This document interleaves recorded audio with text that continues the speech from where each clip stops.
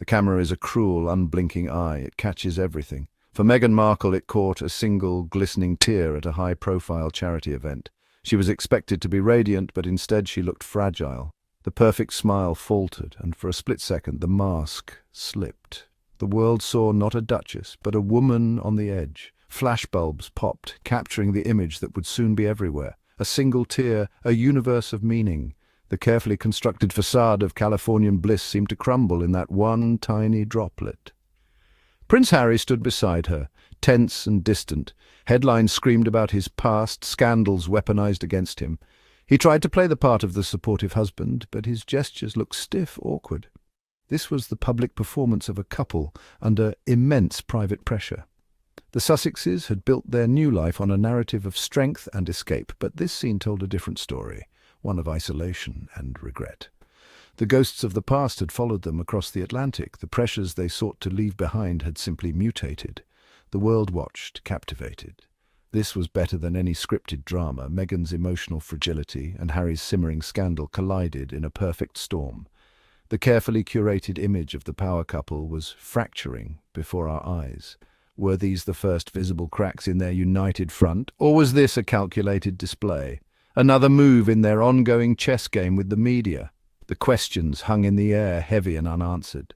The public, ever hungry for royal drama, leaned in closer. Everyone wanted to decipher the truth behind the tears and the headlines. Meghan's tear became a Rorschach test for the public. Was she a victim of relentless media hounding or a masterful actress? The internet exploded with theories.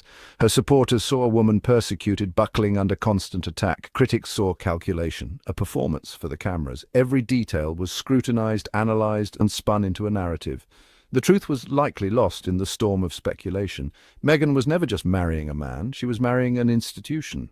In California, she was supposed to be free, but remains defined by the family she left behind. Every move is compared to the royals in London. It is a gilded cage of public expectation and relentless demands.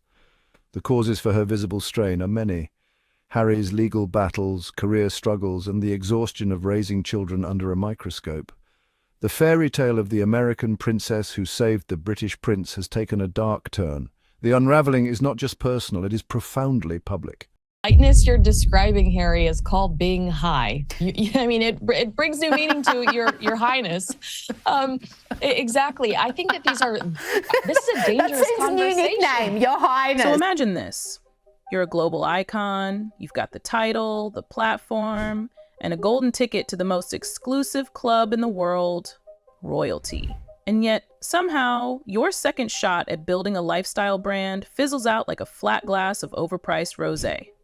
Meghan Markle's latest relaunch wasn't just a flop. It was a slow-motion train wreck that even her most loyal fans are struggling to defend. Let's start with the product drop that nobody asked for.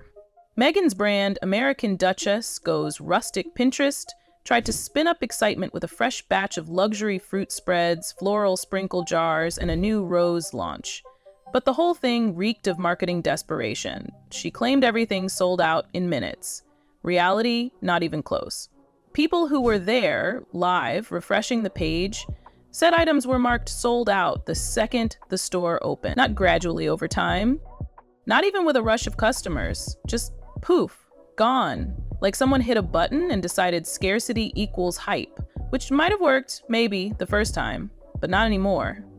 You can't fake demand twice and expect the same magic. Viewers watching Meghan's launch video noticed something strange too. She seemed off. Not her usual polished self. The energy was low, eyes darting, frame awkwardly cropped. She avoided eye contact, looked stressed, and sounded like someone trying very hard to sound cheerful but barely holding it together. And that's when people started asking, what's really going on here? This wasn't just a case of bad business decisions. This was a peek behind the curtain. Meghan's whole strategy seems to be built on illusion, of exclusivity, of buzz, of relevance. But when you start examining the actual execution, it all feels hollow. Take the floral sprinkle jars. What even are those? Just random dried petals tossed in a pretty container, no clear purpose, no story, no real reason for existing except aesthetic. That's not a product, it's a mood board. And then came the jam, or rather, the fruit spread, which is what people in the preserves world politely call jam that didn't turn out right. Meghan proudly called it jam in every interview. But professional jam makers noticed something. The texture, the use of pectin, the conventionally grown apricots, it didn't add up. Donna Collins, who's basically royalty in the jam world, even called her out, said what Meghan's selling is the kind of thing you slap a spread label on when your jam fails. Harsh, but fair. Now, while Meghan fumbled her luxury launch, Prince Harry was spiraling in a different way. Multiple royal insiders and commentators began sounding the alarm. Something's off with Harry. His public appearances are flat, his expression vacant, and there's a growing concern he's sinking into something darker. Long before he married Meghan, Harry had been open about his struggles with grief, anxiety, and his heavy use of alcohol and drugs to cope. And lately, there's been speculation that those habits might be creeping back in. There was that picture in London, just a still shot, but the look on his face told a whole story. Wandering, distracted, looking like a man not in control. I mean, this guy seems to have had more drugs inside him than you could get in a chemist shop. I find it very hard to believe. No confirmed relapse, but the whispers are getting louder, and not without cause. Harry's history is filled with attempts to escape himself. And if Meghan's brand is faltering, if their California dream is beginning to sour, that pressure is falling squarely on him too. So while Meghan's launching fake sellouts and flowery sprinkle jars, Harry's allegedly teetering. It's not just a brand failing, it's a household unraveling. And everyone can see it, except maybe them. Harry's unraveling isn't some distant rumor whispered behind palace walls anymore. It's starting to show, loudly and publicly. His speeches have lost that spark he once had, replaced with what looks like robotic delivery. People close to the royal scene are calling it a crisis, a breakdown, even a full-on meltdown. His once defined energy is replaced with confusion, hesitancy, and at times just pure emptiness. He's not the cheeky prince anymore. He's a man stuck in a fog he can't navigate. And it's not like the clues aren't there. This is a guy who's written about using drugs and alcohol as coping mechanisms, who's openly admitted he didn't want to feel the way he felt, so he took substances to numb it all.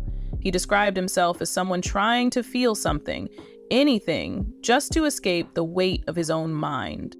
This isn't tabloid gossip. These are his own words.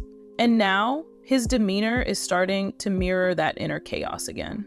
Royal commentators have begun piecing things together. There's growing speculation he's turned to those old habits again. Not just because of how he looks or acts, but because of the silence, the lack of clear, reassuring signals from their camp. When Harry's in good shape, they let the cameras roll. He's out there, doing engagements, giving heartfelt interviews. Now, nothing but short appearances and empty smiles. It feels manufactured, hollow, and frankly, concerning. Every marriage has its pressures, but the Sussexes is under a microscope. Every glance and gesture is dissected for signs of trouble. Rumours of marital strife have gone mainstream. Their public appearances now seem distant, more businesslike than romantic. Harry looks distracted. Meghan's smile seems brittle.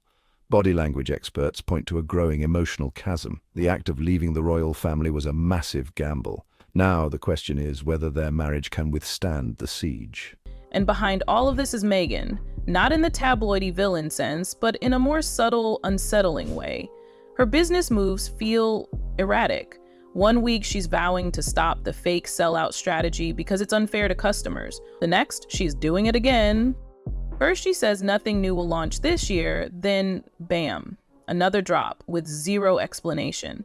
It's not just confusing, it's chaotic, and it sends a message that there's no real plan, just vibes, and a hope that the title Duchess is enough to sell anything. The marketing around the brand is equally bizarre. It's all pastel filters, whimsical fonts, and that tired Cheers Dears language that sounds like it was ripped from a 2012 Pinterest board. There's no real connection to Meghan herself, no story, no purpose, just pretty visuals with no backbone. Even fans have started questioning what exactly she stands for, what this brand is supposed to represent, because right now it just looks like a lifestyle cosplay with no heart. And the real kicker, the products themselves aren't even being sold in serious quantities. Insiders estimate that even with the sellout hype, the profit margins were laughable. Maybe a few $1,000s at best. You can't build an empire off of 4 jars of honey in an Instagram post, especially when your product gets publicly dragged by respected names in the very industry you're trying to break into. When the queen of jams calls your spread a failure in a jar, the damage is done. Meanwhile, Meghan's fan base, once loud and proud, is quieting down. The Sussex squad tried to do their part, allegedly buying up large amounts of product, but even that felt forced, desperate. There were rumors of someone snagging 50 jars at once, but when people checked, the limit was 6. The hype wasn't organic, it was staged. And with all this chaos brewing, one person hasn't said much at all: King Charles. But behind closed doors, sources say he's deeply worried. Not about the brand, not about the headlines, but about his son. Because even with all the titles, all the fame, Harry still seems lost. And that's starting to scare people. The tension inside the royal family is no longer about drama, it's about damage control. King Charles, despite everything that's happened, is still a father, and no amount of royal protocol can erase the concern etched into his every move when Harry's name comes up. Insiders close to the family say the king is torn. On one hand, he wants to extend support. On the other, he knows Harry needs to take ownership. After years of covering for his son's mistakes, Charles is reportedly drawing a hard line. You created this mess, you figure it out. That's not heartlessness, it's exhaustion. Harry has been battling demons since childhood. First the loss of his mother, then the pressures of royal life, then the media circus that never left. Add to that a move across the ocean, a marriage, 2 children, multiple lawsuits, and a brand that never found its footing. It's a recipe for burnout. The concern now isn't just whether Harry and Meghan can make their business work. It's whether Harry can keep himself grounded long enough to find clarity again. Adding to the uncertainty is the question of money. Rumors are swirling that Charles may still be quietly supporting Harry through private funds, even after the infamous "we were cut off" line Meghan and Harry once pushed. If true, it's likely happening under the radar, perhaps as a last-ditch effort to keep them afloat while the brand flounders. But many believe that support, if it exists, won't last much longer. Charles is under pressure from the crown, from the public, and from his own legacy. Bankrolling a PR disaster is not part of that plan. Then there's Eugenie, the wild card. For months, she's been seen as the last royal relative who hadn't completely severed ties with Harry and Meghan. People assumed she'd quietly backed away after tensions boiled over. But recently, she was spotted at Royal Ascot with Misha Nanunu, one of Meghan's closest friends. That small moment reignited the speculation. Is Eugenie still a link between the Sussexes and the royal family? Some are quick to label her a spy, a double agent, keeping tabs for Meghan. But that might be reading too much into a social photo. Eugenie has always walked the line between loyalty and neutrality. She's friends with Misha, sure, but she's also firmly rooted in the monarchy. It's possible she's simply navigating complicated relationships in a family that's been ripped down the middle. Not everyone is picking a side. Some are just trying to stay sane. As for Meghan, her issues run deeper than failed product launches. She's lost control of the narrative. The media she once weaponized has turned skeptical. Even mainstream outlets that once fawned over her are now pulling back. The storyline isn't inspiring anymore. It's frustrating. Every public statement feels overly rehearsed, every post tightly curated but emotionally vacant. Her brand is suffering because she doesn't seem to know who she's speaking to. Is she a duchess, a wellness mogul, a disruptor, or an influencer? Right now, she's none of them. Just a famous face pushing overpriced jam while her personal life crumbles behind the scenes. What Meghan and Harry need isn't another PR campaign or product drop. They need a reset, a real one, a moment of honesty, humility, and strategy. Because you can only rely on nostalgia and titles for so long before people move on. The cracks are visible. The brand is confused, the family is fractured, and the public? They're watching it all play out in real time with less sympathy every day. If there's going to be a comeback, It won't be built on scarcity tactics and filtered Instagram videos. It'll require something Meghan and Harry have avoided for years: accountability. Brand Sussex was built on a powerful narrative, rebels who chose love over duty. For a while, they were the hottest ticket in town, mixing royal glamour with Hollywood gloss. Multi-million-dollar deals flowed in, and the world couldn't get enough. But now, the brand is showing serious wear and tear. The Spotify deal collapsed, Netflix projects drew mixed reviews, and the narrative shifted from empowerment to complaint. Their royal connection is both their greatest asset and heaviest liability. The core problem, a lack of new material. They've struggled to pivot from royal commentators to genuine content creators. Attempts to be thought leaders are undermined by public spats and perceived hypocrisy. The brand now looks less like a global force for good and more like a grievance industry. The pressure to produce and justify their advances is immense. They are Hollywood hustlers now, pitching and producing in a brutal world. Recent scandals and emotional displays add to the perception of instability. Brand Sussex is at a crossroads. They must find a new story or risk fading into irrelevance. Montecito was meant to be their sanctuary, a sun-drenched paradise far from the British press. They bought a mansion, seeking privacy and a new beginning. But freedom has its price. The fortress has become a gilded cage. Harry, raised for duty, now seems adrift in a world of celebrity. The privacy they sought has created a vacuum filled only by each other and mounting pressures. By cutting ties with the royal family, they burned their bridges. No safety net remains. They need publicity to fuel their brand, but that same publicity exposes them to criticism. Every public appearance is a high-stakes gamble. The pressure to perform is exhausting, affecting them as individuals and as a couple. There is no escape. The cage is just as real, only decorated differently. You can leave the palace, but never truly leave the spotlight. In the aftermath of the tear and scandal, the Sussexes have gone silent. No new statements, interviews, or social media posts. Their silence is a deliberate choice. But what does it mean? It could be a strategic retreat, a moment to regroup, or it could signal weakness, fueling rumors of a rift.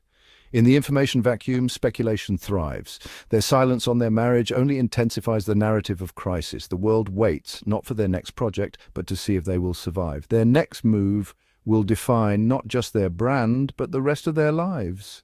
The Sussex saga remains the ultimate cliffhanger.